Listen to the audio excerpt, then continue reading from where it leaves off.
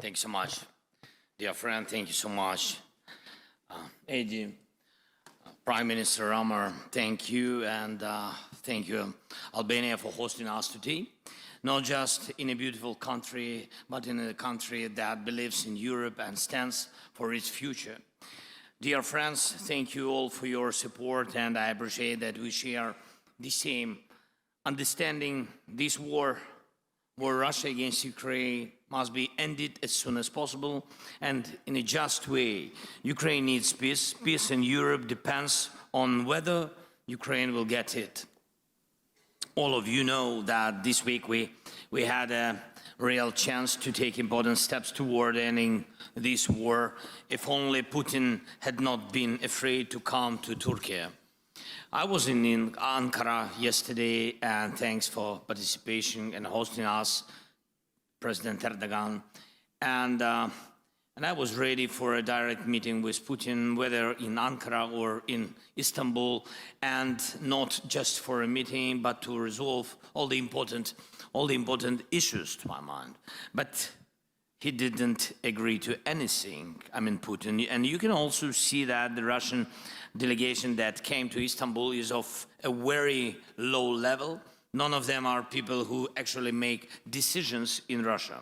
Still, I send our team to Istanbul, led by Ukraine's Minister of Defense, at least to see if those Russians can actually decide anything. Our number one priority is a full, unconditional and honest ceasefire.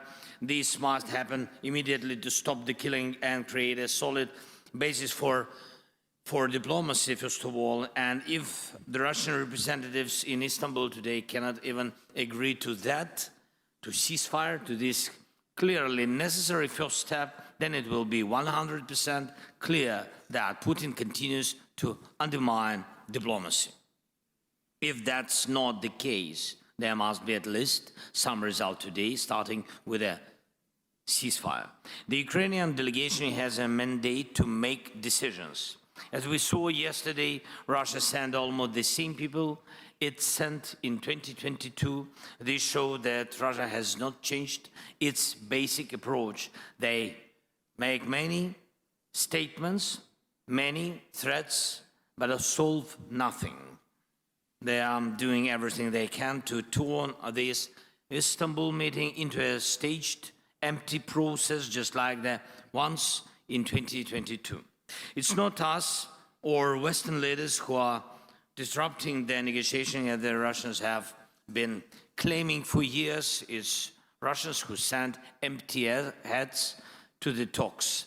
And that's what destroys the meaning of diplomacy. So if it turns out that the Russian delegation really is just theatrical and can't deliver any results today, the world must respond. There needs to be a strong reaction, including sanctions against Russia's energy sector and banks. Pressure must continue to rise until real progress is made.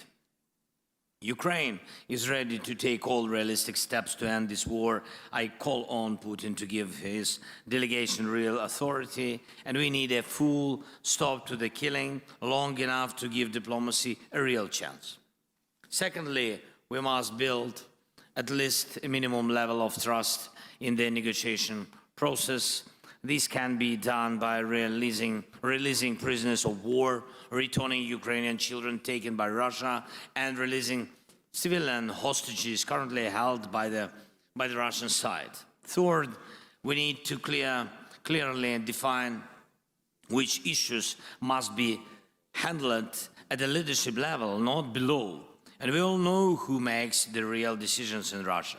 Fourth, together with our leaders and together with the countries who are here with us today, we have begun to create a new security architecture for Ukraine and all of Europe. I thank everyone who is on board. Now it's time to move to very practical steps. And fifth, the United States. President Trump wants to end this war. We need to keep working closely with President and stay as coordinated as possible. Long-term US support is also essential. An American backstop is needed. It's important that we all work together on every level to make that happen. And of course, I will keep you informed throughout the day about what is happening in Istanbul and whether there is any chance the Russian delegation will take real steps to stop the killing and bring the war to an end. Thank you, Eddie, again for the invitation.